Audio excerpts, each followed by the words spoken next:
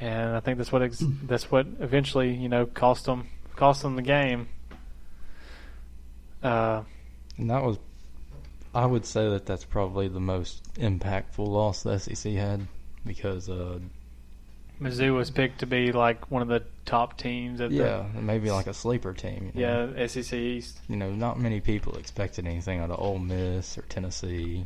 Well, that's true. Well, not everyone. I expected a lot more, and I think people are still kind of overreacting. It's a bad loss, but I think Tennessee will come back. No, we'll get to that when we get to it. Okay, let's go. LSU, Georgia, and Georgia Southern. I mean, LSU looked good. Their new offense looked dangerous. Yeah, and Joe Burrow was 23 for 27, 278 yards, and 5 touchdowns. He looked good. Yeah, and really, I think that LSU in Texas kind of runs the same offense now, with that kind of spread, West Coast looking style. Yeah, it's way different than the regular LSU you think about. Like, you're expecting them to get in the one-back offense and just run the ball the whole game. That's not what happened. No. Leonard Fournette wouldn't survive in this offense. Yeah. It was a big shock, especially probably to LSU. Well, maybe to college football, maybe not the LSU fans, because I'm sure they've been hearing over the offseason. But I mean, Joe Burrow said it in SEC media days. He said this offense is a lot different, and it sure was. Yeah, I mean, you always hear people say that and nothing happens. But for once, I've heard that a lot. Yeah, I know you have with Gus Malzahn. Oh yeah, for sure. But I'm just saying, I've heard that a lot from LSU too. Things have changed and they're not going to run the ball as much, and they still end up running the ball. So yeah, LSU looked a lot different. We'll really see when they play Texas this week how much they've really changed, and it'll be a better measuring stick against Texas than Georgia Southern. Yeah. So absolutely. So I'm excited about that game. That's one of our top games we've got on our list. Georgia and Vanderbilt. Nothing surprising here. We'll let Mason hit this one. I know he's a big Vandy fan. No. Vanderbilt looked as bad as I expected, and Georgia didn't look that good either, as I expected. Really? Yeah, I mean, just same old Georgia, same old Kirby Smart. They jump out to a 3-touchdown lead and play conservative. That's true. Nick Fromm. I mean, not Jake Fromm. I don't know why I said Nick Fromm. Nick Chubb? Huh? Nick Chubb? I guess that's what I had in my head. Jake Fromm was 15 for 23 and 156 yards. Not really like some popping out numbers, really. No. I think that was just their goal, was to get up in this game and just kind of bleed out the clock. Well, I mean,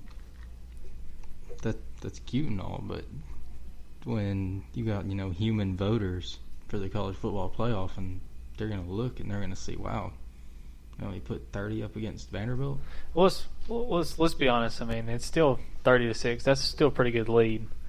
And Georgia's, they're number 3, and just due to their past seasons, they'll get the nod whether they have one loss or not. Now, if they would have lost to Vanderbilt, that might have hurt them, but they still won. Oh, that would have hurt them. A win's still a win. They still value a win. So, I don't know. A win wasn't a win for Florida. Looks like they dropped a little bit. Let's be honest. Florida looked like trash.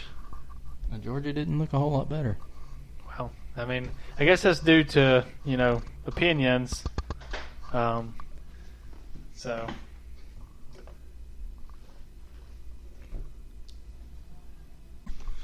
Okay, and let's see. Let's go with Arkansas and Portland State. Do you have any thoughts on that game? I didn't get to catch a whole lot of that game, but I saw where Arkansas was kind of struggling.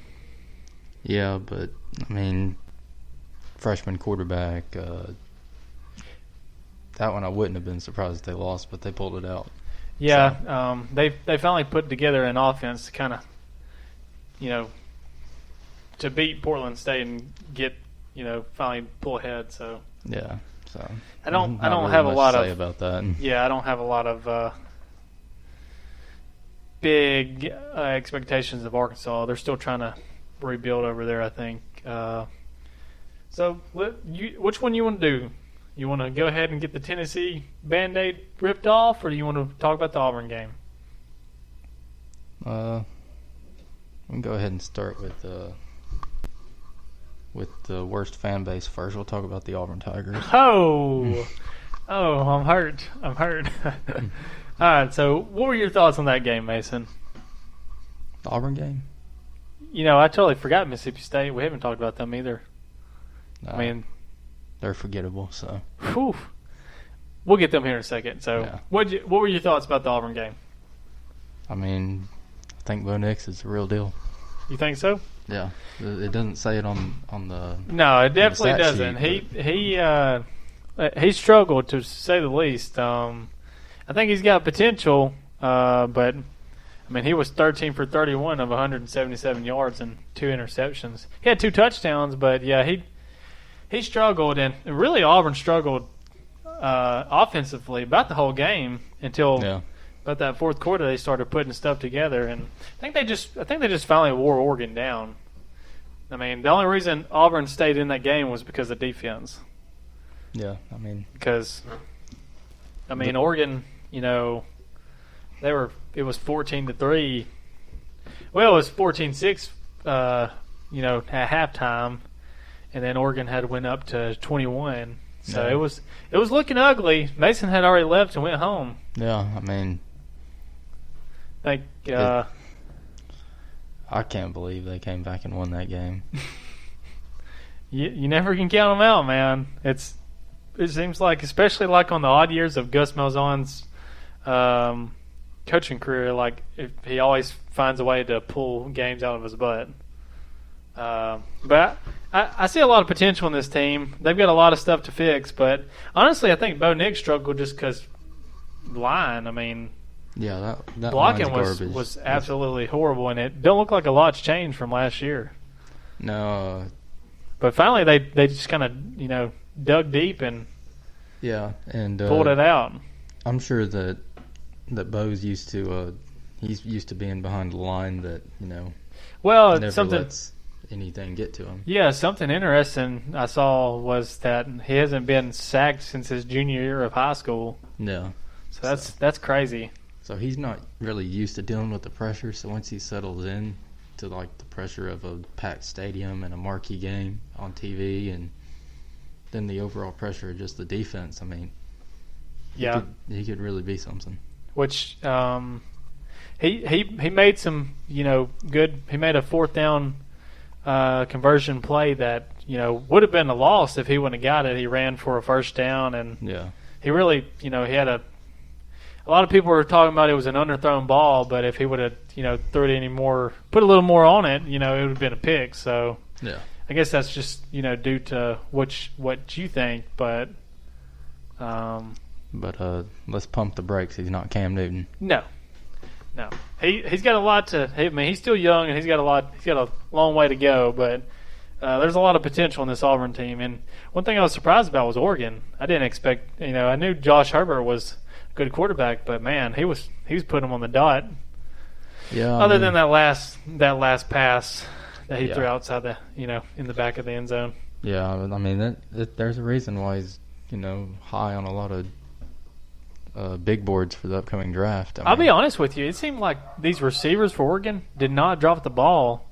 I think the only drop I saw was the one drop that dude just dropped wide open in the end zone. Yeah. Could have been a game changer for Oregon. But I just Oregon they'll recruit fast, small people that can catch the ball. That's pretty much all they look for. Yeah. Which, I mean, Oregon had a lot of chances. They left a lot of chances on the field, and so did Auburn. I mean, Oregon outplayed Auburn for the majority of the games. Just Auburn just kind of stuck around. And when you let Auburn stick around, they'll end up finding a way to win. So, right, let's do this. I know you're ready. Let's get to that Tennessee game. Talk about an embarrassing way to start the season. I mean, there's so much wrong with what happened in that game. Jeremy Pruitt got out-coached by coaches whose salaries less than what Tennessee paid this team to play. It was like $600,000 or $900,000, something like that. Yeah, Tennessee paid them $950,000 to come and whoop them, and Georgia State's coach has an annual salary of $550,000 a year. I mean, I bet it was a party over there. Yeah, and it should come straight out of Jeremy Pruitt's contract, because that's embarrassing. I saw a lot of. I mean, I don't know. I saw a play from where Marquise Callaway just was running. He was running down the field and just let the ball just get popped right out. Wouldn't even hold on to it good. And Marquise Callaway is one of the best players on that team. Yeah, I mean, he's not the best receiver. I think that's Juwan Jennings. Well, yeah, I mean, Juwan Jennings has been there for a while, though. Yeah. So I don't think it's the end of the world. It's a bad loss for sure, but I think Tennessee's going to come back. Yeah, they may surprise you. You know, I haven't said anything positive, negative. I haven't said anything about Jarrett Garantano. Partly because I can't say his name, but yeah, I'm done with that guy. He can't play quarterback at this level. Did he even play in high school? Because it looks like they recruited him from like the soccer team, and he's never threw a ball in his life. I mean, he can run a little bit, but not that good. So I would be very happy if they benched him. I've never been a real big fan of his, and the stats just don't back it up for him. 12 touchdowns last year. That's it.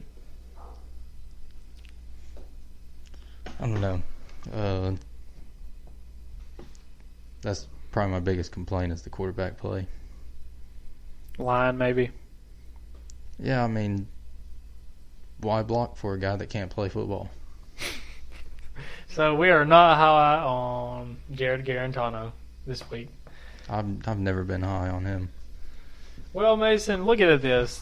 The only way you can go is up, and I think some fans are overreacting just a little bit. You know, it's a bad win, bad loss, but I think y'all come back from the ashes and find a way to get a couple good wins.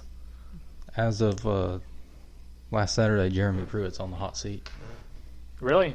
Absolutely. You think Philip Fulmer's gonna stick behind his 100th pick for head coach when he's doing this crap? No. Yeah, I mean, it wasn't a good look, but it is what it is. Fulmer will get rid of him and go back on the sideline himself. Well, is there anything else you'd like to say? You want to conclude that our last week's showdowns? Yeah, we'll conclude it. We'll be back next week with the same stuff for Tennessee. Well, they played BYU, so but we'll hit that here in a second. We have put in I've put in a new segment for this week.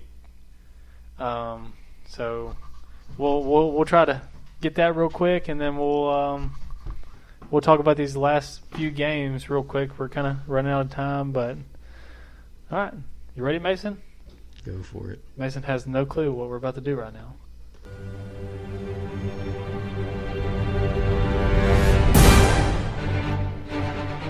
Okay, this is our hero or zero of the week, and we picked two games.